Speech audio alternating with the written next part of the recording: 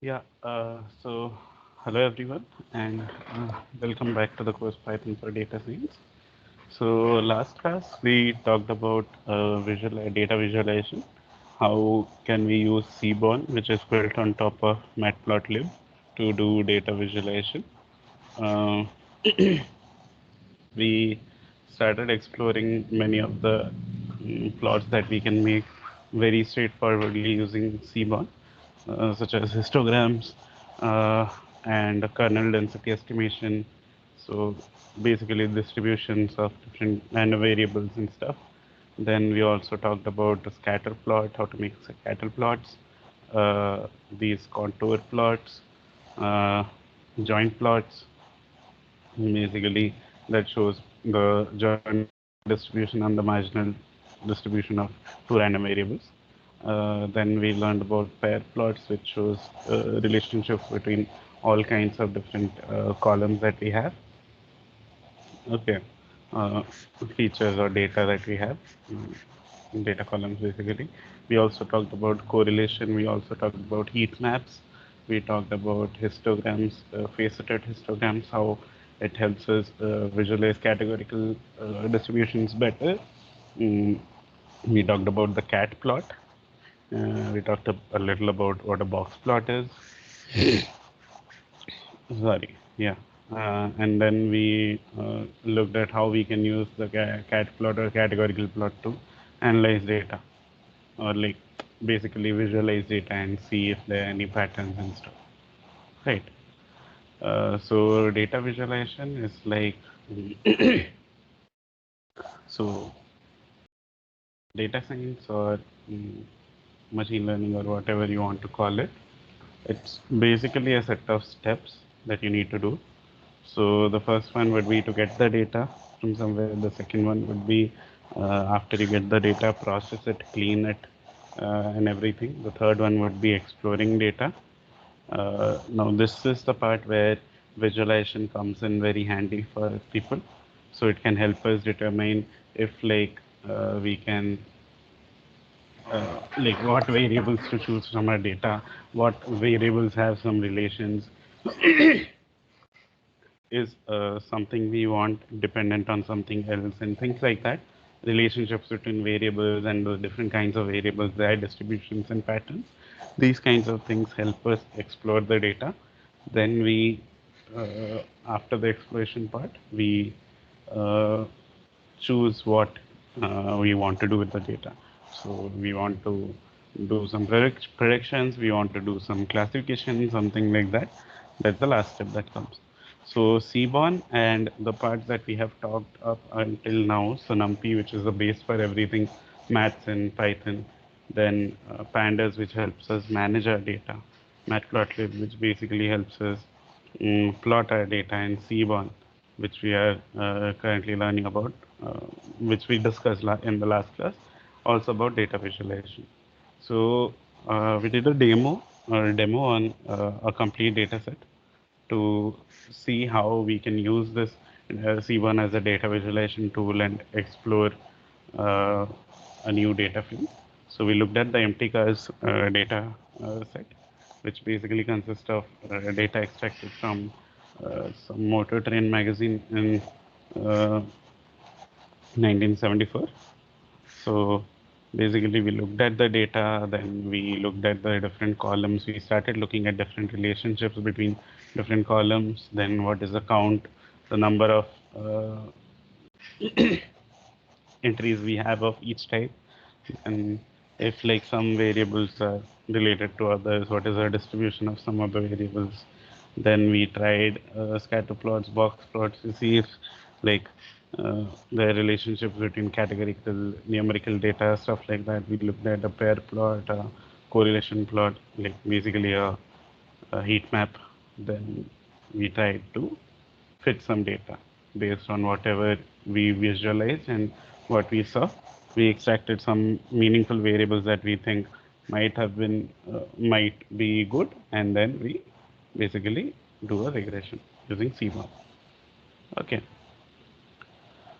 so you are given uh, module 6 for Seaborn, you were given some practice exercises.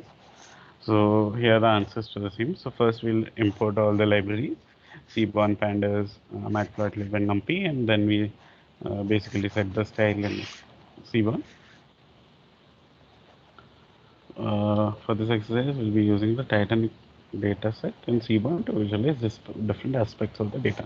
So we'll load the data and we'll run it. So basically, this is a Titanic data set, which basically contains whether a person survived or not, what was their age, their sex, their fare at which they came, where did they embark, what class they were in, and things, which town they came in, huh? Are they still alive or not, and were they alone or were they with some people, things like that. Okay, so we are first asked to replicate this plot. So this is basically a joint plot. You can basically see it. It's two marginal distributions and then the distribution of the variables. So what we do is we write SNS.joint plot. On the x-axis we have fare here. On the y-axis we have age here, and the data is Titanic. Let me just show it. It should turn out to be this. So basically that's what we get. Okay. Then again we have this thing which is basically a distribution plot or a histogram. So again we have fare. We only have the x-axis. Y-axis is basically the frequency or counts. So we do SNS.displot Titanic fare. Fare is the data that we feed. We want how many bins, and we don't want the kernel density. We just want a histogram. That's what it looks like. Okay. Yeah. So this is a box plot. So basically, we have class versus age. So we do SNS.boxplot. X is class, Y is age, data is Titanic, and then we run it. Colors, you can get different colors, doesn't matter. I use basically the same palette colors and everything. Here also the bins basically don't matter. You can put how many bins you want. You just need to figure out that this is a histogram and you need to plot it using this plot. Right. Then what we have here, box plot we did. Then this one is basically a categorical plot because our x-axis here is categorical, male, female, sex, and then we have the count. So we do count plot. Sorry, basically it's a count plot. We have the count on the y-axis. So we do count plot. X is sex, Y is data is Titanic. We run it. It's basically this. Yeah. Okay. So now we have again for sex we have different things. Two different histograms based on what the values are. This, as I told you, it's a facet grid, a facet histogram, faceted histogram. So you can do SNS dot facet grid. Then you provide the data and the column which you want, and then you have to map some function onto it. So first you do the facet grid and then you map a function. So basically we are mapping the histogram function onto it. So it basically plot histogram in these boxes. It comes out to be this. Okay. So that was all for Seaborn and data visualization and Matplotlib and everything. So now what we'll be looking at is the next module, which is basically Scikit-learn. So Scikit-learn is like the most useful and robust library in Python for machine learning. So the course Python for data science, what we are basically doing is uh, data science, or you can name it machine learning. It's more or less similar. Uh, it's basically some form of some extension of statistics using machines and using computer algorithms to like approximate solutions instead of solving for them and things like that, or fitting distributions and stuff like that. So yeah, so basically Scikit-learn or sklearn provides us with a wide selection of tools for machine learning, statistical modeling, and uh, things like clustering, regression, and uh, dimensionality reduction, classification. Before you get the started, in case you have not installed, please install scikit-learn using pip install scikit-learn. I hope it's visible better now. Thank God. Yeah. So this is basically the home page to scikit-learn. So they have a lot of things: classification, regression, clustering, dimensionality reduction, model selection, and other stuff like that. So let's say we want to see what all algorithms it provides. We go to regression, it shows what all different kinds of algorithms it provides for regression, least squares, stochastic gradient descent. So these are classification. These are all the models combined. So it tells you what all models it provides. Then if you go to different chapters, it gives you an overview also, what the different methods are mathematically, and then how you can use them. So they have example files where they show you with code how to do it.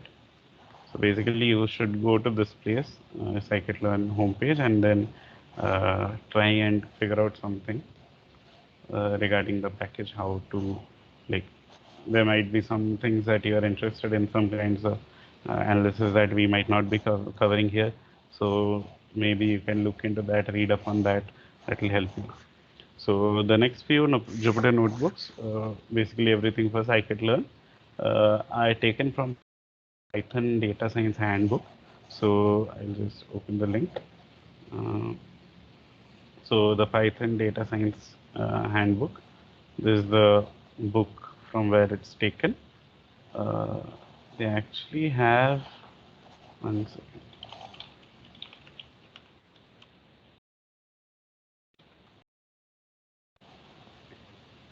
So basically, there's a website here which basically contains everything.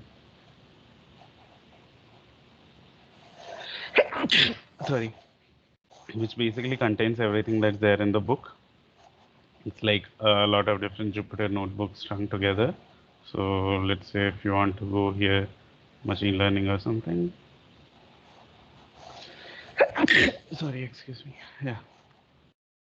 Uh, then you can go to these different places and basically go through these notebooks.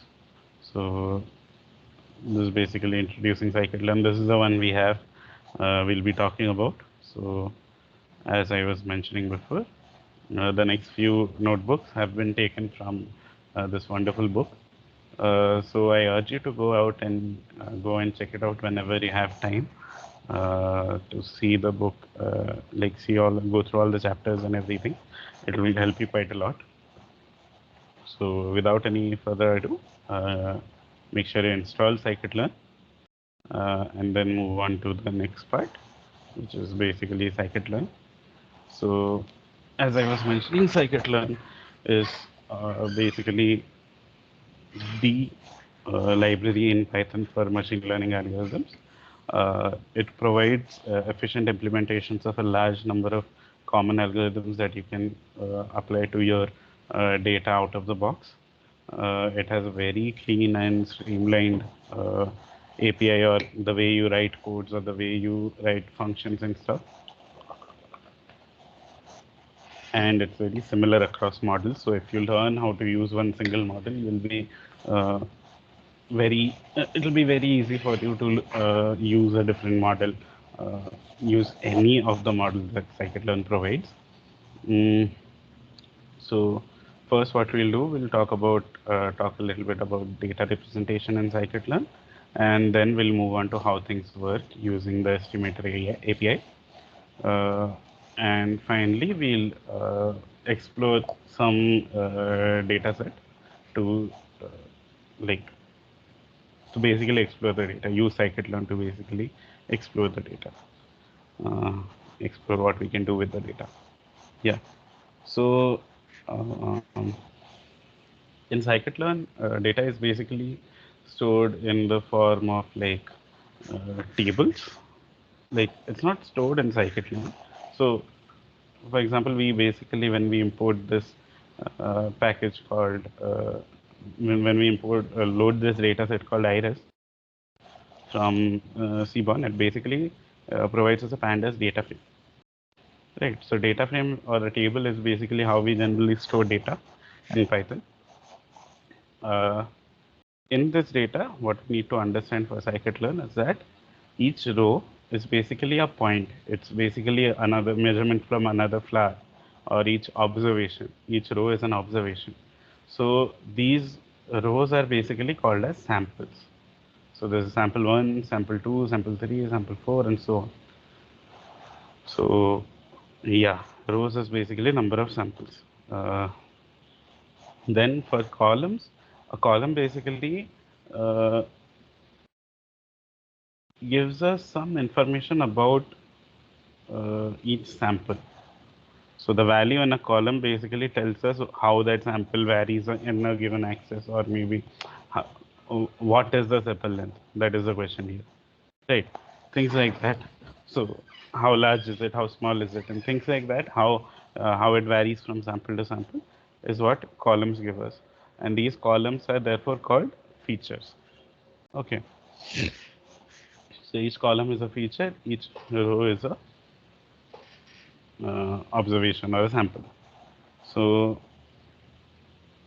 for scikit-learn, data needs to be in the form of a 2D matrix most of the times.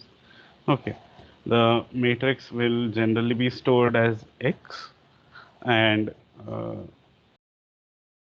it would have two dimensions, basically number of samples into number of features. So number of rows will be number of samples, and the number of features will be number of columns. Uh, yeah. So apart from that, in many of the machine learning things that we do, we need something called a target variable or a target array. Okay, so we have our X matrix, which is basically our features and data points, and sometimes we have what is called a label or a target array or a uh, target array, which we basically denote as Y. So Y will basically have the shape number of samples into number of targets, and number of targets can be varying. Okay, it depends from your case to case, but number of samples should be the same as number of samples in X. So like basically a target array, as the name mentions, it's basically something you are targeting. It's basically something that you want to predict, or something that you want to fit, or things like that. Okay, some variable that you want to see the result of, or separate, regress, or fit, or something, cluster, or something like that. Okay, so let's say we visualize our iris data using a pair plot. We did this last time also using Seaborn. We have colored it by species. So note that in this case, for our iris data set, the species column would be considered our target array, because based on the different features, the quantitative features that we have, like sepal length, sepal width, petal width, we want to predict what, like if I have a petal with these features, what species does it belong to? Or if I have a flower with these features, what species does it belong to? Right. So first thing that we need to do uh, to make our data in terms of how we want it to be in scikit-learn, we make a X matrix and a Y matrix. So our X matrix for this case will be all variables except species. So we are dropping species, and then we see we have 4 variables and 150 samples. Like 4 features, 150 samples. Basically, sepal width, petal width, 4. Then for that's our X matrix. For the Y matrix, which is our target array, we want it to be species. So we want to predict species. So basically, we take just the pandas series species from there, just the column from there, and we see it's basically just 150, one column or one series containing 150 observations. So now that we have data ready, like scikit-learn wants it to be, what we do next is we basically uh, learn about something called the estimator API. Okay, So the API is basically, so let's say I have a package. How do I interact with the package as a developer? How do I write the code? How do I call things in the package and stuff like that? So these things are basically API, application programming interface, right? Application programming interface. Uh, so basically, we are using Python to establish some goal, but Python uses scikit-learn. So how do we make Python interact with scikit-learn? How do we basically write our code? What is the syntax and stuff like that? That's basically the API of anything. So Scikit-learn is API. It basically has something called the estimator API, which basically contains is like a framework of all the models that they have. So this API is, according as outlined in their paper, is basically has a few features, such as consistent. So all objects within an interface, like if models that are similar to each other will share similar characteristics or methods, and all of them are documented well. So all parameters for a model you can get outside to inspect for yourself. Okay. And everything is represented in a specific format, which makes it easier to code, which makes it easier to also check code and everything. Then,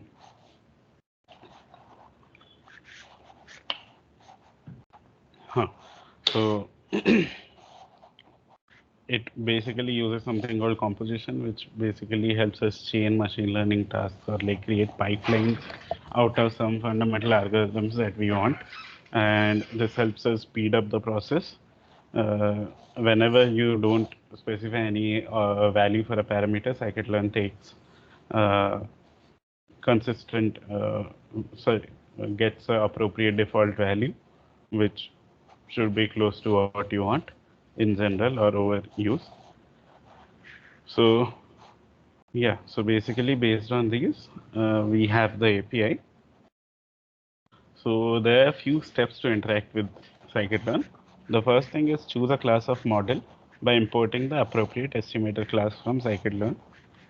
The second step is choose model hyperparameters by instantiating class with desired values. Third is arrange data into a features matrix and target vector. Fourth is fit the model to your data by calling fit method. Fifth is apply the model to new data. Like, for example, if you want to predict something or if you want to transform something, right? You can do that.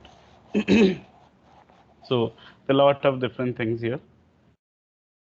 There's hyperparameters, estimators, and supervised learning, unsupervised learning, a lot of things here. We'll discuss that slowly.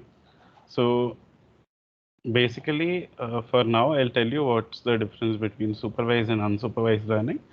So basically, supervised learning is when you have some data and you have some labels for our model to learn. So basically, you have supervised data. You're basically telling the model to take this data and then learn basically what. Uh, so let's say you want to predict, like, from height you want to predict age or something. From height and weight you want to predict age of someone. Okay, so what do? You have a lot of different samples. You measure a lot of people, and you note their age, height, and weight. So basically, what you do is you take all that data and you train a machine learning model on that, or you fit a machine learning model to that. Then, once you are done fitting a machine learning model to that, you take some new data, you take someone's height and weight, and then you guess their age using the model. So this is basically supervised learning. It's supervised because uh, class, all of our samples have a label, and we know the label, and we are telling the machine that this is the label for this. In unsupervised learning, basically what you are trying to do is you don't know any labels, you don't know any categories. You are trying to explore the data. You don't know you feel like there might be certain clusters or something, but you don't know what. Like, let's say you have some what do you say? We have some gene data. Okay. You have some gene data from different animals. Okay. So you feel like these expressions of these genes would cluster based on some characteristics of the organism or the animal, but you don't know what characteristic exactly, because you don't know what the gene is for. So what do? You basically do a unsupervised learning method, which is basically clustering or something, where you automatically try to identify if there are any clusters in your data. Right. So this is the difference between supervised and unsupervised. So we'll first look at an example. So all these steps I told you about, 1, 2, 3, 4, 5, we'll go through all of them for this specific example first, which is simple linear regression. So basically we have to fit a line to some x and y data that we have. So for that we need to generate some data. So this is what we are doing here. So we are using numpy to generate 10 random numbers between 0 to 50, and then we are multiplying it by 2. So x into 2 minus 1 plus some random noise. Okay.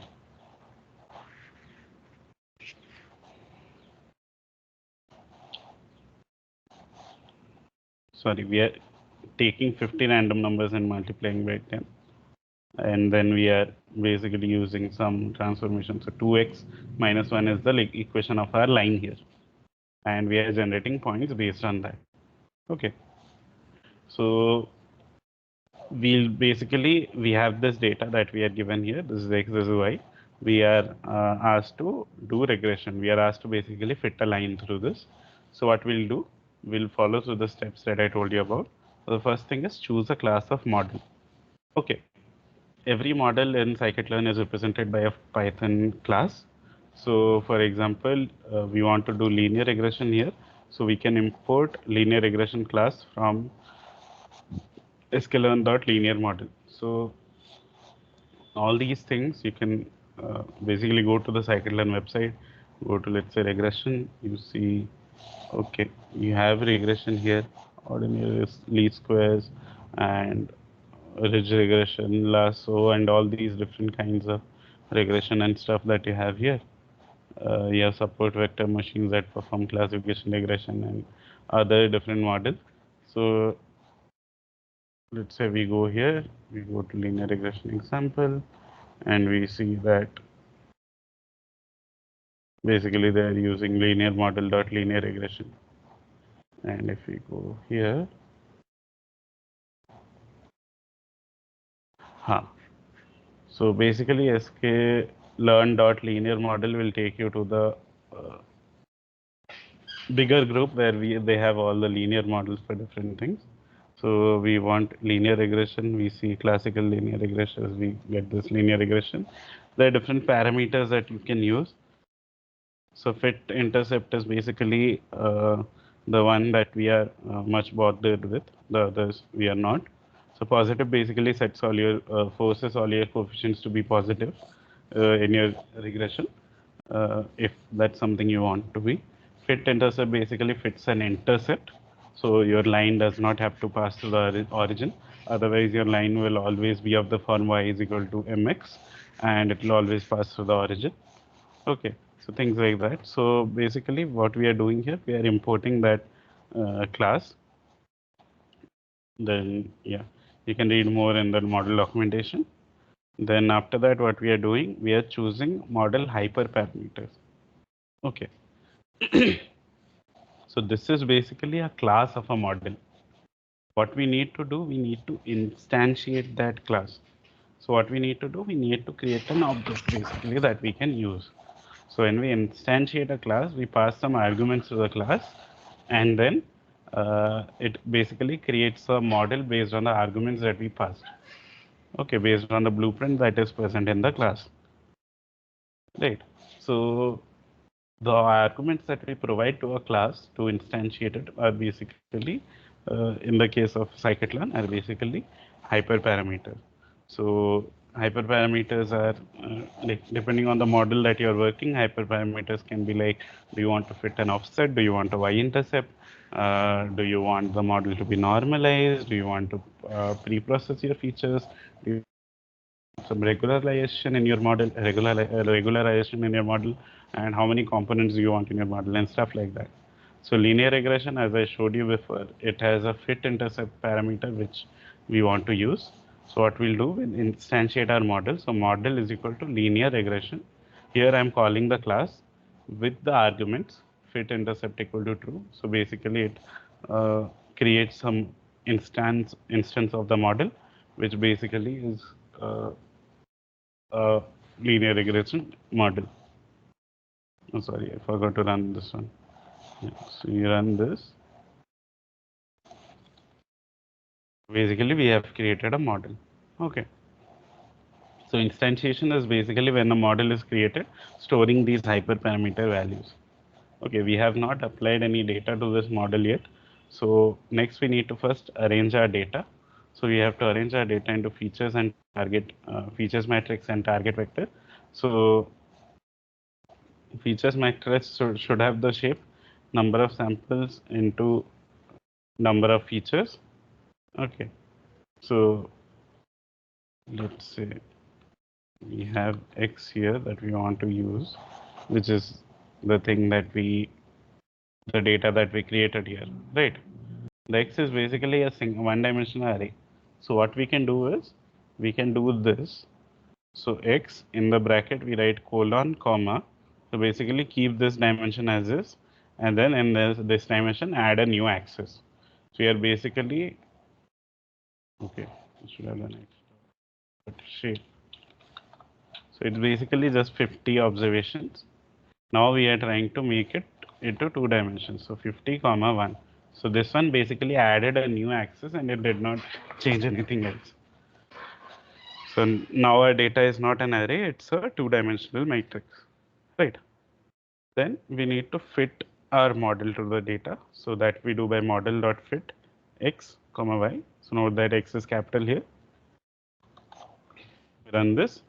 The fit command basically does a lot of internal computations to fit a model, and then we get basically the different parameters of model that have been estimated by Scikit-learn. So in the case of linear regression, we have a coefficient and an intercept. So if we run this, we get the value of coefficient. If we run this, we get the value of intercept.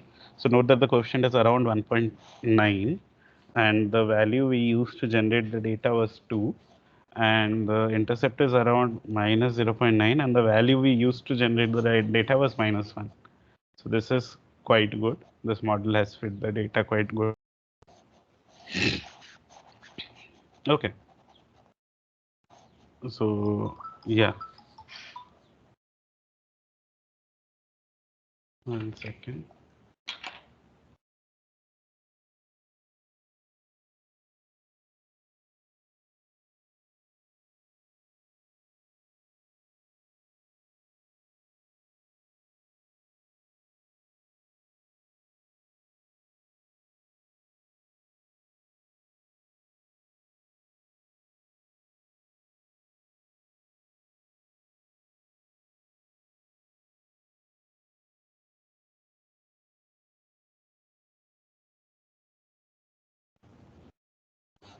Yeah, sorry. Yeah. Uh, yeah, so basically, we are not doing any statistical tests or anything. So we had the data, we just use scikit-learn to estimate, to fit a regression line through it to estimate what the slope and the intercept of this line should be. Okay, and that's all that we are supposed to do in machine learning. So machine learning mostly deals with what a model can predict and uh, what a model how much of good clustering or classification can a model get, how accurate can it be, and stuff like that. Uh, if we are more interested in doing statistical modeling, which is basically like based on these models, you want to say something about the data and you want to see if it's statistically significant or not and things like that, then you can use the stats model package. We won't be discussing that package because we'll be dealing with the we'll be dealing mostly with machine learning, and we'll mostly be focused on predicting and building models with good accuracy values. Okay. So yeah, once the model has been trained, the main task is to predict labels for unknown data. So since we did a regression and we fit our line to the data, what we want to do here now is we want to first visualize our line. So basically, we have a set of x values that we created by linspace. Basically, some values ranging from -1 to 11. We need to change it again to number of samples into number of features because this is the x thing. So this is basically new data that we want to use our model to predict on. Okay. So xfit is basically now colon, comma, semicolon, comma, sorry, colon, comma, np dot new access, which basically creates another access. And then we use the model dot predict function to predict the y values.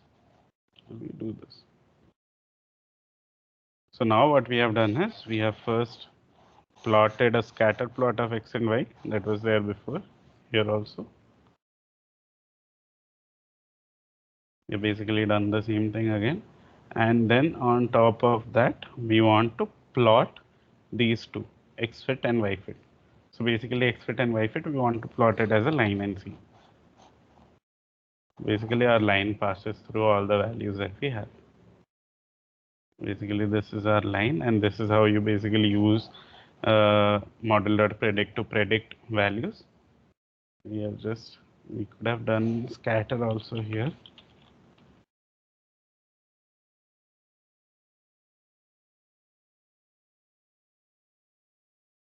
We would have seen our scatter plot or something like this. So for each of the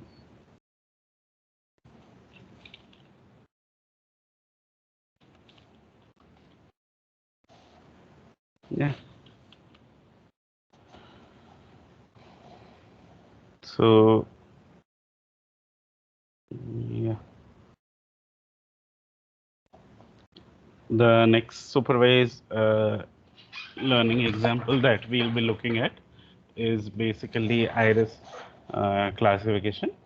So we have another example here of supervised learning where using the iris data set that we had discussed earlier, uh, we'll like give the model some training data, which is like some data with labels, and then we'll hold on some of it back, and then we'll train a model, and then we'll ask the model to predict the values for the data points that it has not seen yet.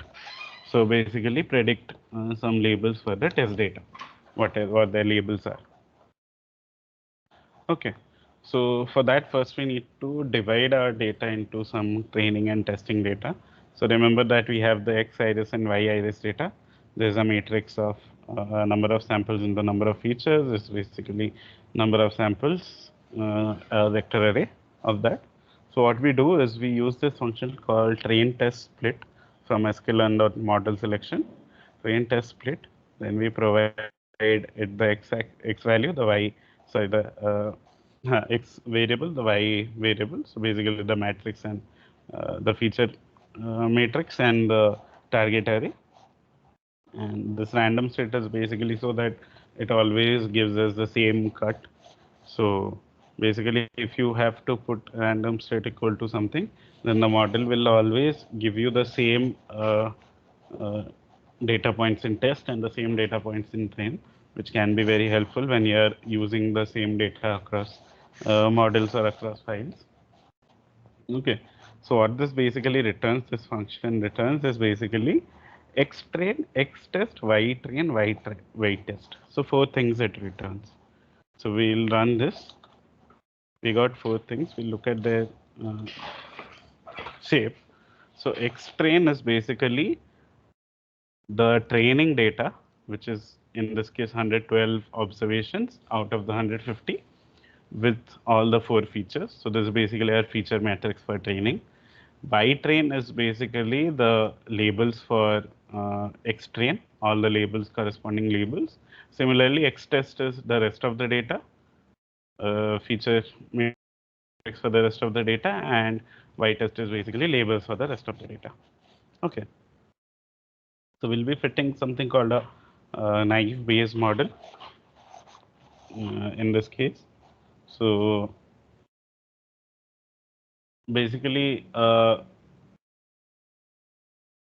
Naive Bayes model has no hyperparameters for us to choose, and it is very fast in uh, basically classification.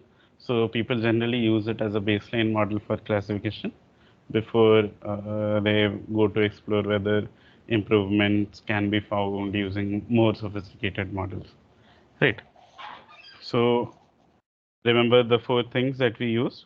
First, we need to choose a model class. So our model class is Gaussian NB, Gaussian Naive Bayes. Instantiate the model. So model equal to Gaussian NB. Uh, this has no arguments, no hyperparameters. Fit model to data. Model dot fit x train y train. Note that this method call model.fit xtrain ytrain is the same as the one that we used when we were fitting the linear regression model. Right. The predict function we use will also be the same. So this is what it meant by consistency and clean API. In like sklearn can basically, if you learn to use one model, then most of the other models will have similar structure and code how you can use them basically.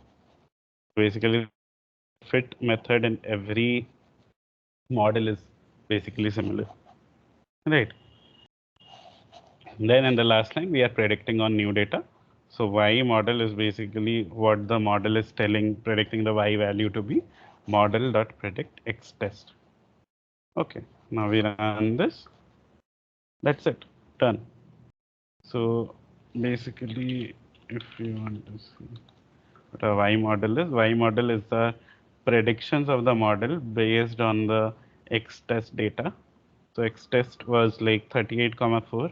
So Y model should also be 38. And Y model is basically all the species predictions from the model. Right. End it here. Yeah. Then we can use something called accuracy score from sklearn.metrics, which basically provides us the accuracy score given the for a classification task given the correct labels and the predicted labels. So basically accuracy score, y test is the correct label for all the y values. Y model is basically the predicted label. Now we run this, we see that the accuracy is around 97%. So this naive classification problem is this classification problem is very easy for the naive Bayes algorithm, or like it suits the algorithm good, right? You might not need to change algorithms. You can basically be done with it. Hmm. That's all there is to scikit-learn in basically a broad sense for supervised learning. For unsupervised learning, so uh, in this example, what we'll be doing, we'll be reducing dimensionality, right? So this is unsupervised because we don't have a target class here, or we don't have a target variable or something like that. Okay, so basically we have some data and we want to reduce its dimensions, but we don't know how many dimensions it should be or which data point should be closer to each other or not. And that's something we want to visualize because we can't visualize like the iris data that is there in 4 dimensions, which has 4 variables, 4 features basically, sepal length, sepal width, petal length, petal width. So this iris data set, we can't visualize it like that, no? So that's why we want to reduce the dimension so that we can visualize it in 2 dimensions. Okay. So we'll use a technique in scikit-learn called principal component analysis, which basically does dimensionality reduction. So these are the steps outlined to use the sklearn PCA model. So basically, first we choose the model class. Here it's PCA. Then we instantiate a model. Model number of components is 2. So number of components basically tells the PCA, how many components we want. We just want two because we want to visualize it in 2D. Then model.fit x iris is basically fitting to the iris data. Then x underscore 2D is model dot transform x underscore iris. So here notice that we are not predicting anything because we didn't fit anything to any class or something. Like we didn't regress or we didn't basically do any classification. Here what we are trying to do, we are trying to learn a transformation of the data from 4 dimensions to 2 dimensions. So that's what basically we have done. X underscore 2D is a two-dimensional data set containing all the points that we had in our original data. Right. Now we want to plot the results. So first what we are doing here, we are providing the PCA1 as the first axis. So let's say we want to see what this looks like. Yeah, I didn't run this. This is what it looks like. It's basically two columns. It's basically two columns of 150 samples. So now we just have 2 dimensions instead of the 4. So what we'll do, we'll add these 2 dimensions to the original data set first. PCA1 and PCA2, we added it. Then we'll do sns.lm plot, which basically plots our data. Right. We can arrange it according to the hue, which is basically species. So now we are visualizing our data in 2 dimensions. So this PCA1 is basically an axis made up of some combination of the 4 dimensions we earlier had, sepal and sepal width, petal and petal width, and PCA2 is again some combination of these 4 things. Okay. So this is basically unsupervised learning. We figured out some combinations of the variables which help us visualize the data more, but we didn't know what combination was good. So that's something that we figured out. Which combination was the correct one? So that's something we figured out or estimated here. Right. So we can see when they are colored by the hue. Colored by hue is basically species. When it's colored by the species, we see that even though we have not told PCA to separate the data based on the species, we see that there is a separation based on the species because all these 4 features that we have vary differently in different species or are different in different species. Right. The next one that we look at is the next unsupervised learning example that we look at is basically clustering.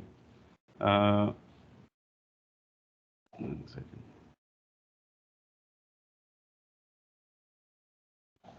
Huh.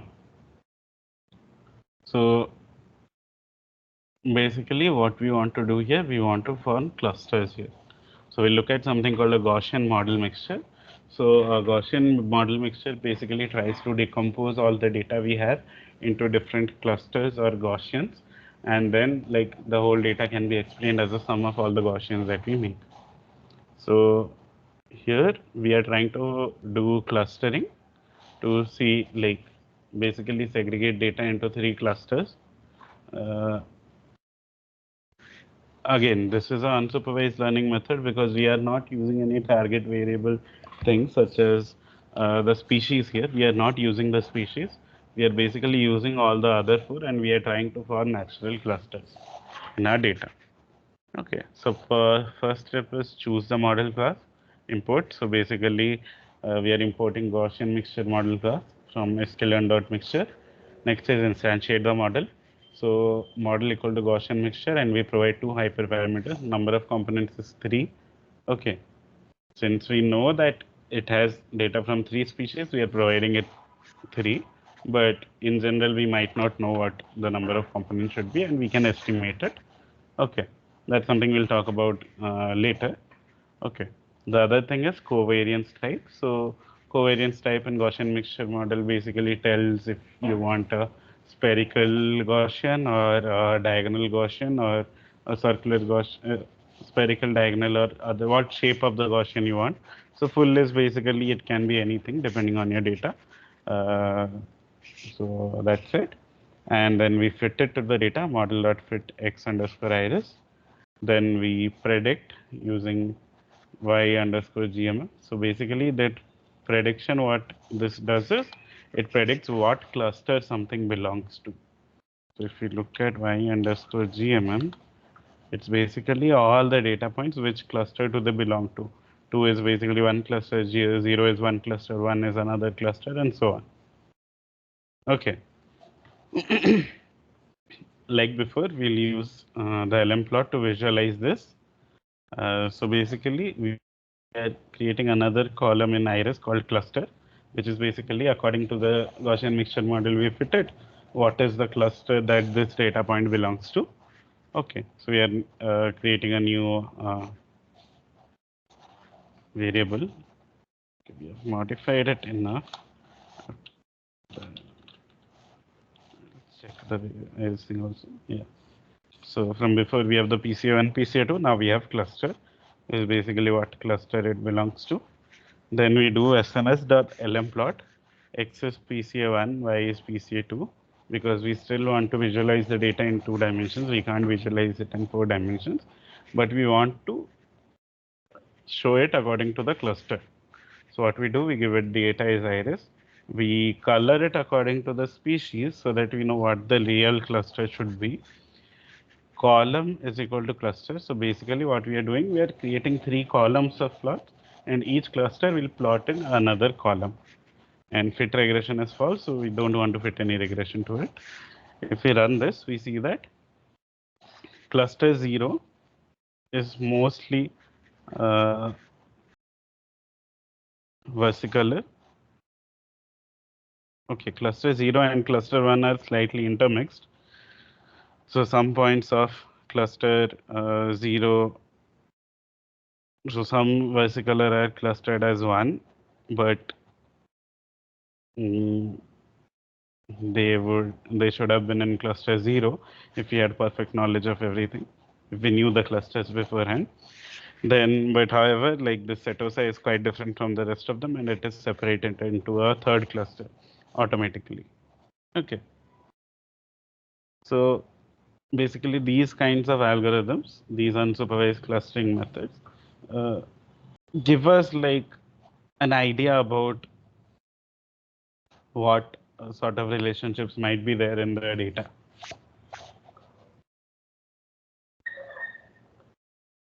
Right. So what sort of relationships might be there in the data. And what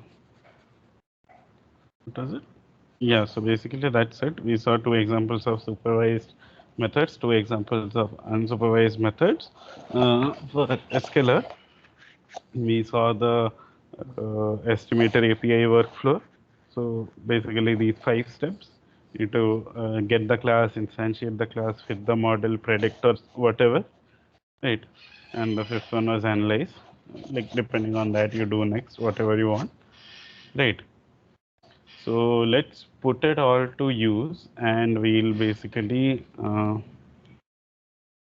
look at some problem.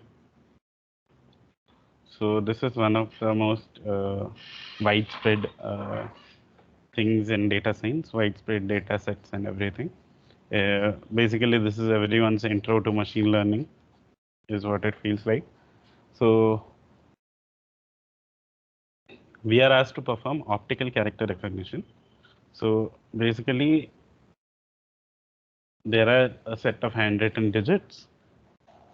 You have to fit a model which can identify what the digits are. Okay. So what we can do is we first load the data from sklearn.dataset. So they have a lot of data sets there. You import load digits. Then you create a data frame called digits, which is basically load digits. Basically, the function gives you a data frame. Digits.images.shape will basically give us the shape of the data frame. So digits.images is the data frame. So image data frame. So the data is 3-dimensional. So 1797 is the number of samples. 8 and 8, the rest 2 dimensions are basically the 2 dimensions of the image. So 8 pixel into 8 pixel grid is the image. Right. So first we'll visualize these. So what we are doing, we are importing matplotlib. Figure and axis are basically subplots. We want 10, 10, 100 subplots. Okay. Figure size we provide. Then we don't want X ticks or Y ticks.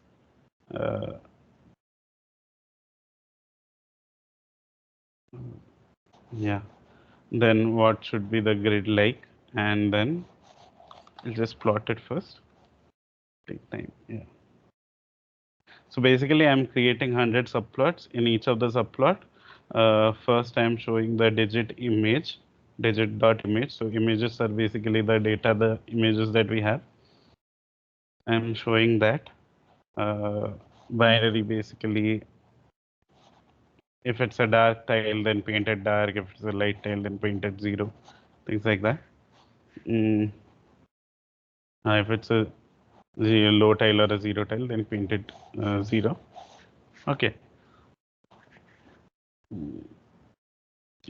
Then access dot text is basically we are printing what is the target of the digit. So for example, this is 0 and this is 0. This is 1, how the handwritten 1 looks like, and this is 1, which is the target. Right. So in order to work with this data in Scikit-learn, we need to make it 2-dimensional first. So we can do that by treating each pixel in the image as a feature. So we have like 8 into 8, 64 pixels. We'll just take it row by row. So first row all 8, then 9 will be the second row, first one, 10 will be second row, second one, and so on, till we have 64. Right. So we'll have 64 pixels lined end to end. So that's basically it. So 1797 is the number of samples. So it should be 1797 into 64. That should be the dimensionality. So Scikit-learn has already done it for us. It's called digits.data. So the data set that we loaded, digits, it has something called data, which is basically of that shape, which is basically the flattened form of the pixel array. Then we have digits.target, which is basically the corresponding y variable or the label for the handwritten number, digit. Right. So now we finally have 1797 samples and 64 features. So what we'll do here, we'll be using dimensionality reduction to reduce the dimensions and visualize uh, all the points. So now we have 64 features or 64 dimensions. We need to reduce that to 2 so that we can see how it looks like, right? So we'll be using some technique called manifold learning algorithm called isomap, which basically reduces the dimensions and transforms data into lesser dimensions. So here is where you take the class, import the class, then you instantiate the model.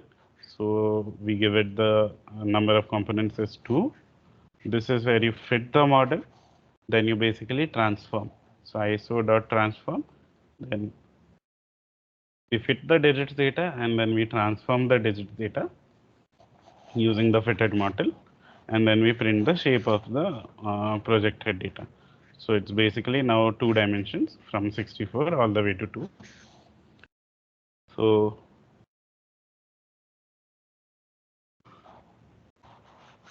what we are doing here is we are basically plotting it. So we are doing a scatter plot. So projected data has 2 dimensions. We are taking first one as the x dimension, second one as the y. First dimension as the x, second as the y. So PC1, PC2. Color is basically we are coloring it by the target class that it is. And alpha is basically it should be slightly transparent. Edge color is none. We don't want edges. And yeah. So CMap is basically the color map, color to use. We label it digit label. So basically, we can see from here that like how well these numbers are separated in the larger 64 dimensional space is what we can somehow see here. Okay, so we can see that basically 0 and 1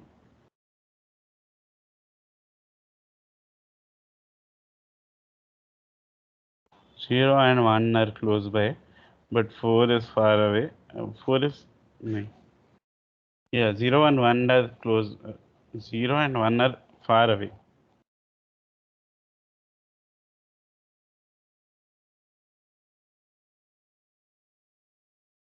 Let me just change the color map.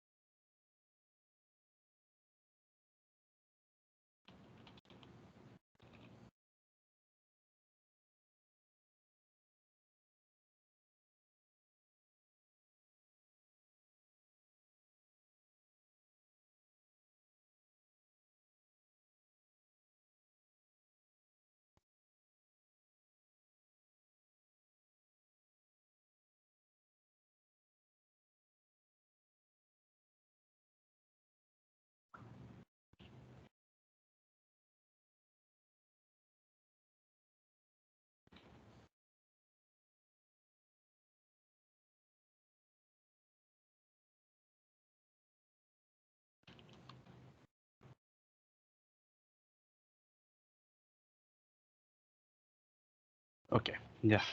So now it's better, right? So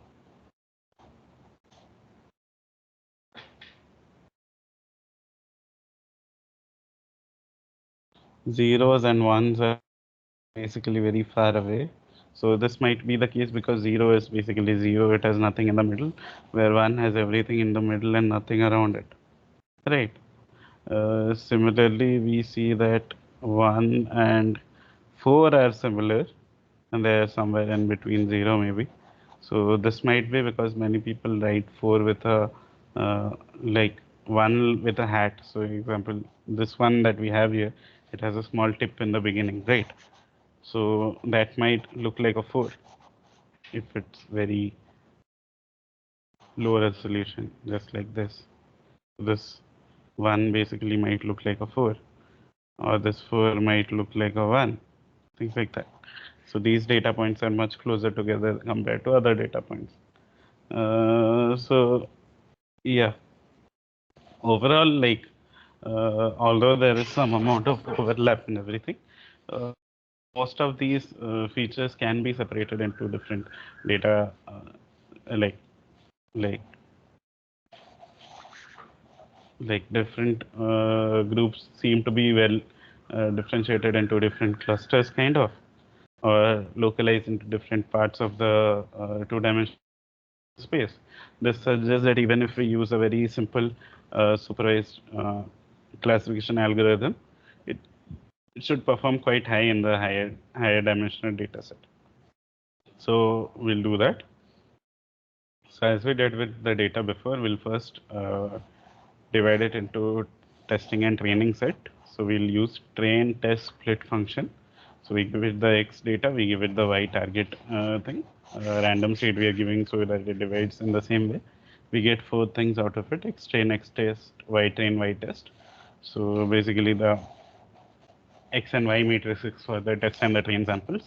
Then we import the Gaussian Naive Bayes, like before. We instantiate a model. We don't need any hyperparameters in this case.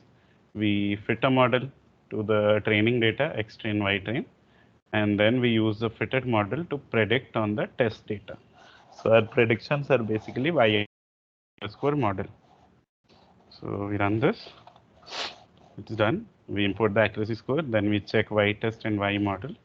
What is the accuracy score? We see that it's 83% accurate. So the accuracy score just tells us how well our model performed.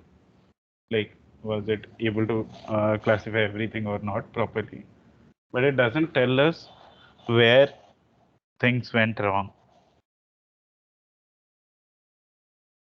Right.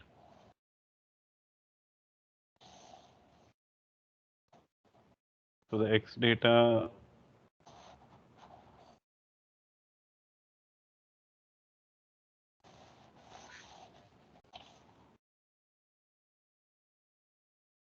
is basically digits, X is numbers. Hmm. Yeah, but it doesn't tell us where it went wrong. So one way to look at where things went wrong is called a confusion matrix. So from metrics, so metrics is basically, I'll show you again.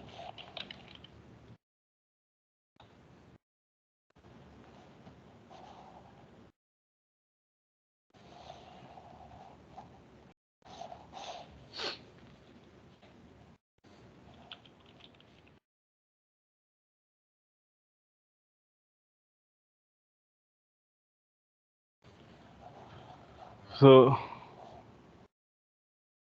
basically the sklearn metrics part of things includes a lot of different scores, such as the accuracy score, the average precision score, the likelihood ratios, Hamming loss, Jaccard score, log loss, and all the other things. Accuracy scores, ROC curve. So these are the different kinds of metrics that you want to check if you how good your model is performing and where it is going wrong and things like that. So these things come in handy, or when you're comparing multiple models on the same data set, you want to figure out which model performs the best and things like that, you can use the metrics. So now we are using something called a confusion matrix from the metrics module and submodule in Scikit-learn.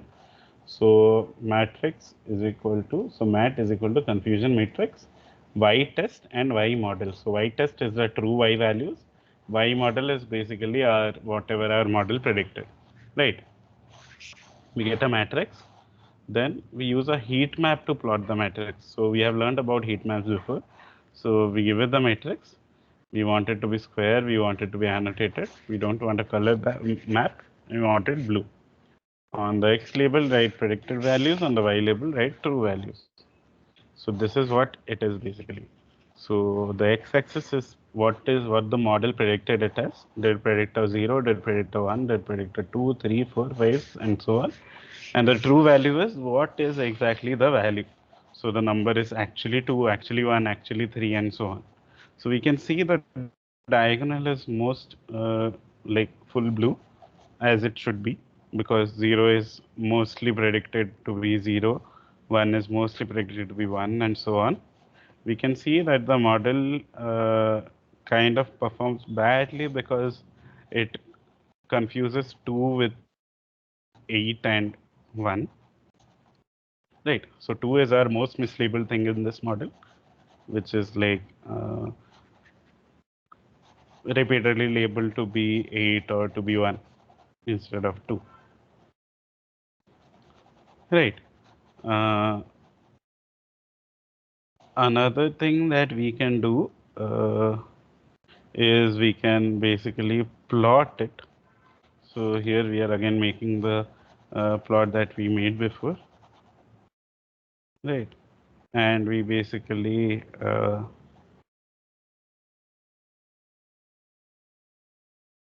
so we have the input and we have what predictions we have. Right. And let's say I want to do this. Okay. So wherever it is correct, We'll change this green to blue. So wherever the model is predicting correctly, it has written as blue label. So basically, this is a 8 predicted as a 8, the 6 predicted as a 6, 5 predicted as 5, and so on.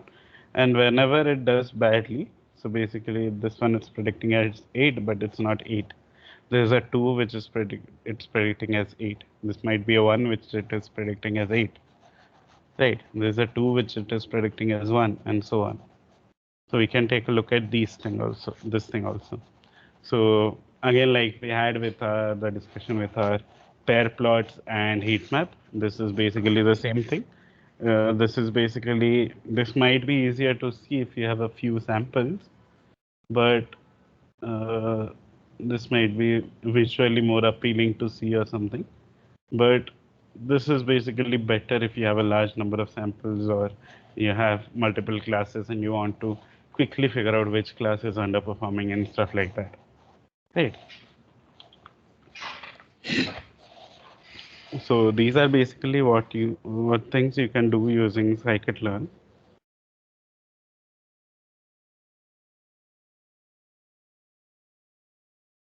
So we have examined the data and we are trying to basically see why our model is not performing well here by looking at the input output and looking at the heat map here.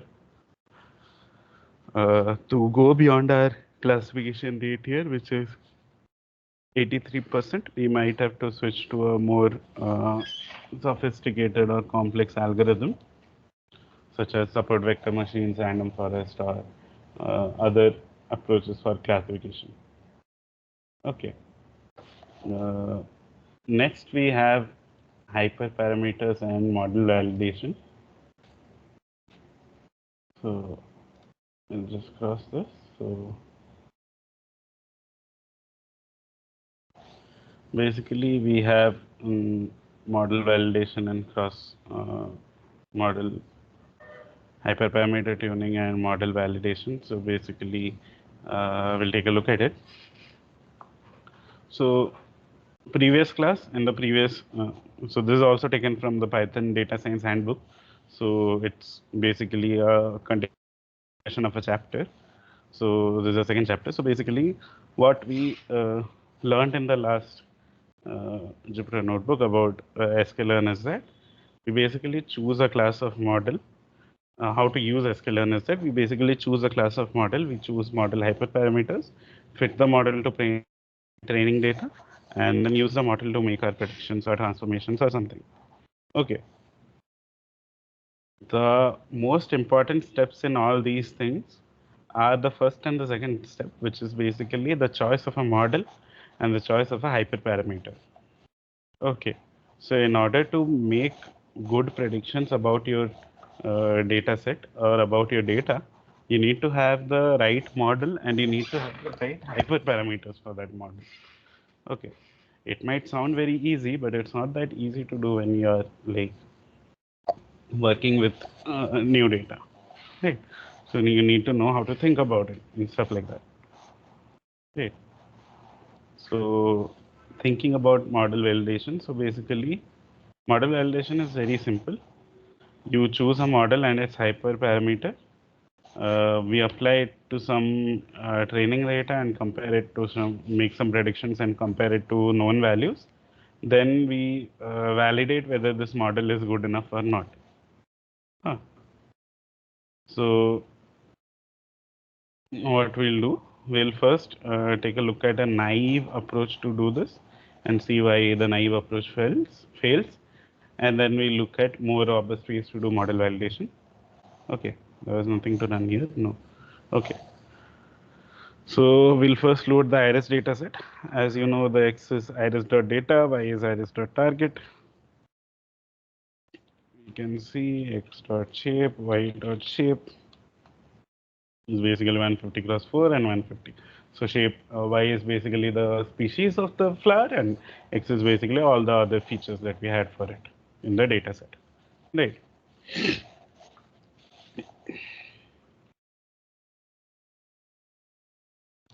So we choose a model and its hyperparameter. In this case, we choose a k nearest neighbor classifier with number of neighbors equal to 1. So it's a very simple model, and that says that the label of an unknown point is the same as the label of its closest point, which has a label, right? So we import k neighbors classifier. We instantiate with number of neighbors equal to 1. The way we train the model is model.fit. We provided x and y, and then we predict. So y model is basically we are predicting on the same x values again. We are not dividing it into testing and training. So after we predict, we are using the accuracy score to see how well our model does.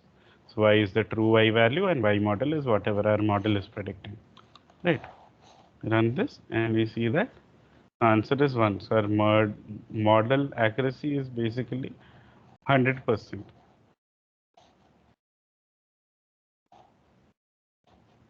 Right.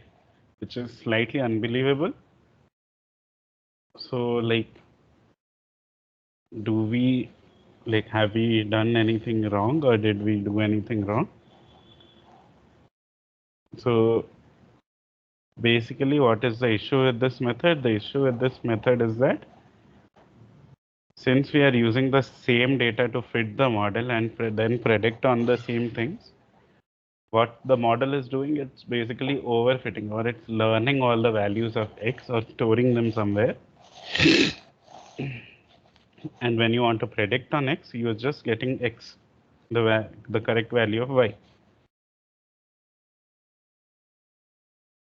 Right. So basically, we can get 100% accuracy, but our model is not learning anything. It's basically storing values, stores the training data, and then just basically provides whatever we are asking it for. Right. So if we do this case,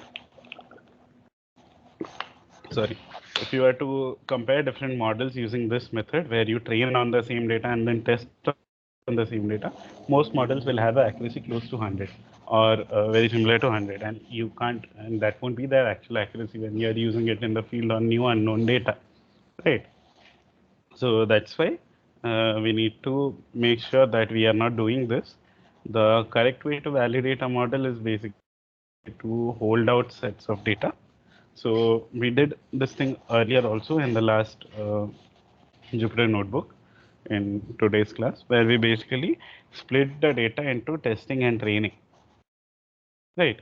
So this is what you generally do when you're validating a model. Basically, divide your data into training set and a testing set. You train your data on the training set and then use the testing set to make predictions and compare your model predictions to the actual values of the testing set. Right. So you make sure that your model is not just learning your data or fitting very closely to your data. Rather, it is basically learning some generalized information from your data that can then be used to make predictions on a wider range of different, like on a wider set of data. Right. So this is basically test train split where we are splitting again x and y into x1 and x2, yn and y2. So x1 is the set we are using for training, x2 is the set we'll be using for testing. Train size is equal to 0.5. So basically half of the data will be in x1, half of the data will be in x2.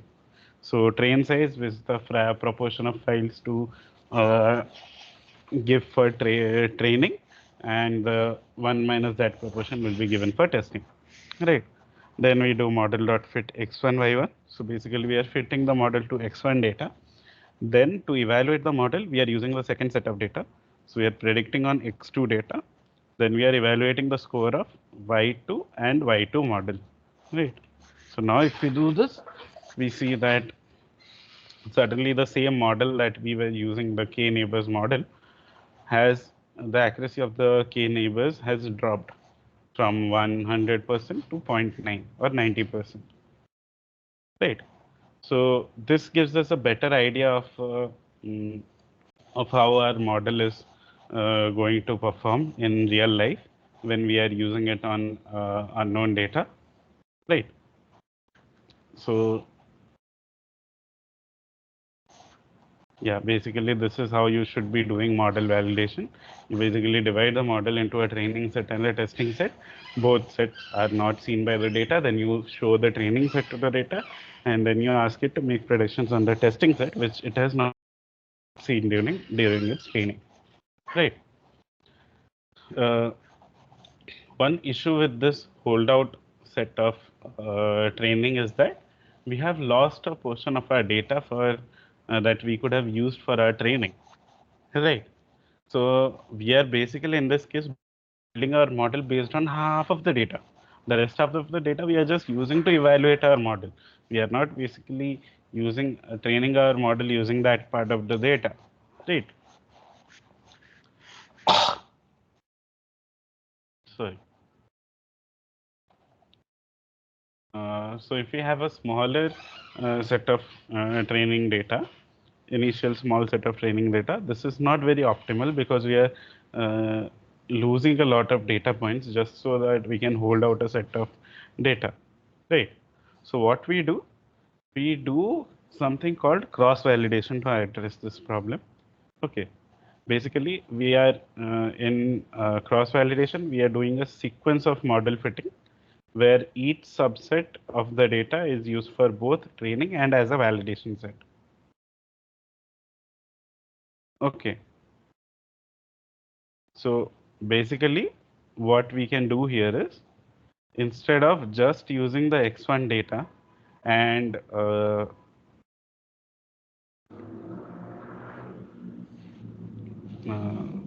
here we just use the X1 data to fit our model and X2 to predict. What we'll be doing here is we'll basically be using both of them to make our model and to predict. So in the first case, what we'll do, model.fit X1 and Y1. We are fitting our model on X1 data. Then we are predicting on X2 data. We are storing the results as Y2.model because these are predictions for X2, right? Then we are fitting our model to X2 data, X2 and Y2, and we are predicting on X1. We are storing it as Y1 underscore model. So it's basically the model for Y1, model making predictions on X1, basically. Then we get two accuracy scores because we have Y1, Y1 model and Y2, Y2 model. So we do this, we see that we have two accuracy scores. So in the first case, we are fitting it to the first half of the data, predicting on the second half of the data. In the second case, we are fitting it to the second half of the data and predicting on the first half of the data. Right. So we get basically two accuracy values, and these two are very different. One is 96%, one is 90.6%. So if we take the average of both of these, it should be around 93 or something, 94, close to that. So that particular mean value of the accuracy scores would be a better measure of our model performance because this model has been trained on all of the data and has predicted on all of the data. Right.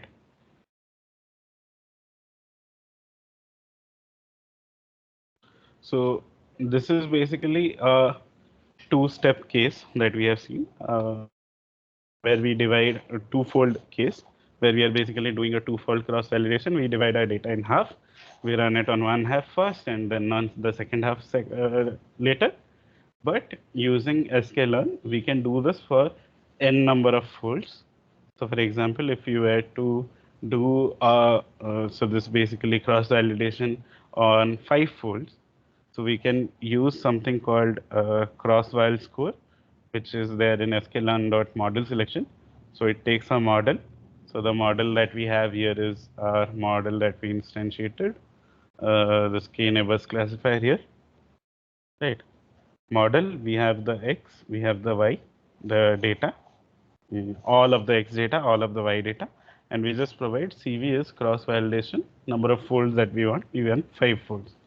So if you run this, we basically get 5 sets of results. So basically in the backend, what it's doing is it's dividing our data into 5 separate sets.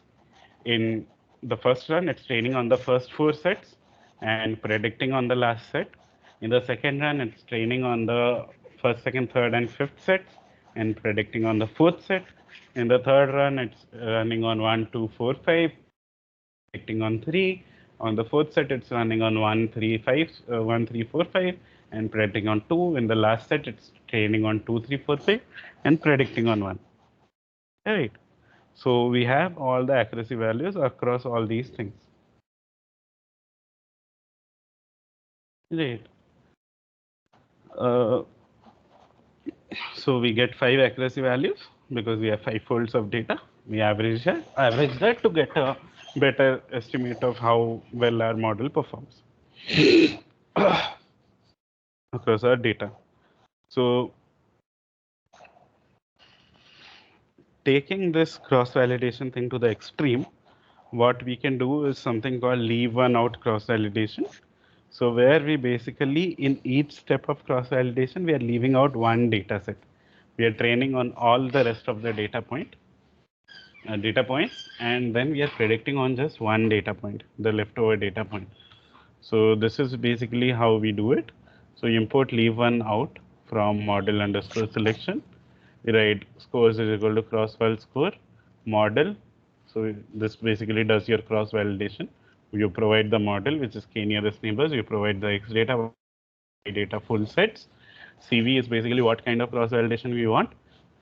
So we want leave one out cross validation, and then we print it. So basically we have values for, we have 150 values because we had 150 data points. So in each case, it's leaving out one data point and making the predictions on that one single data point by training on the rest of the data. Right. So if we take the mean of that, so scores dot mean is basically mean of this array, which turns out to be 0.96 or 96%, which is basically the average accuracy of our model on the data set. Right. So this thing here, the cross-validation documentation of Scikit-learn is a very nice read. You should have a look at it. It not only tells you what algorithm does, but it also helps you visualize things. Right. So this is basically the k-fold thing that we looked at. So in the first iteration, what it's doing, it's testing on this first part of the data and training on the rest of it. In the second iteration, it's testing on this part and training on the rest of it. Third one, it's testing on this part, training on all the rest of it. In the fourth part, it's training on the last one fourth and it's testing on the last one fourth and training on the rest of it. Right. Then there's something called repeated k-folds, shuffle split, stratified k-fold, and things like that, depending on what you want. So you should take a look at this document and see what things fit you best in case you are doing some data analysis. Right. Yeah, you can try out the model selection submodule in Scikit-learn and look at all the examples that were provided in cross-validations documentation and check it out. Okay. So that was the basics of how we do model validation and cross-validation and why we need to separate our data into testing and training sets, how we can utilize all of the data by doing cross-validation or multiple folds of cross-validation. Right. The next thing is how do we select the best model? And this is something that we'll basically be taking a look at in the next class. Okay, so today we'll be stopping right here. We'll be talking about how do we select the best model. We'll talk about the bias variance trade-off and how do we do validation, hardcore validation, and Scikit-learn and other stuff, which will basically help us in selecting a model. So I'm stopping here. So next class we'll continue with this. We'll first finish this part, which is how to select the best model. Then we'll look at basically at the end we'll look at grid search, which is a lovely algorithm that or method or function that helps you basically train for a lot of different hyperparameters and see which one is the best. Then we'll also look at feature engineering, how we can select features, right? And how we can make pipelines and everything for data science. And then we'll move on to the last module of the course. So basically the next class, we should finish both of these, feature engineering and selecting the best model. And in the last class, the class after that, we'll be talking about a sample project in data science. And we'll do it from the beginning to the end. We'll complete the sample project. Step by step, we'll follow through. And I have one or two bonus projects for you planned, which I'll release on that time. In that time. Okay. So yeah, that's it for today. Thanks for stopping by. We'll stop today and we'll continue tomorrow. So there's some issue with the figures and everything. I need to figure that out. I thought today's time will be over with just Scikit-learn. And we'll cover this hyperparameter and feature engineering in the next class. But anyways, we are doing good progress. We stop here. Next class, we'll continue with it. Okay. Thank you.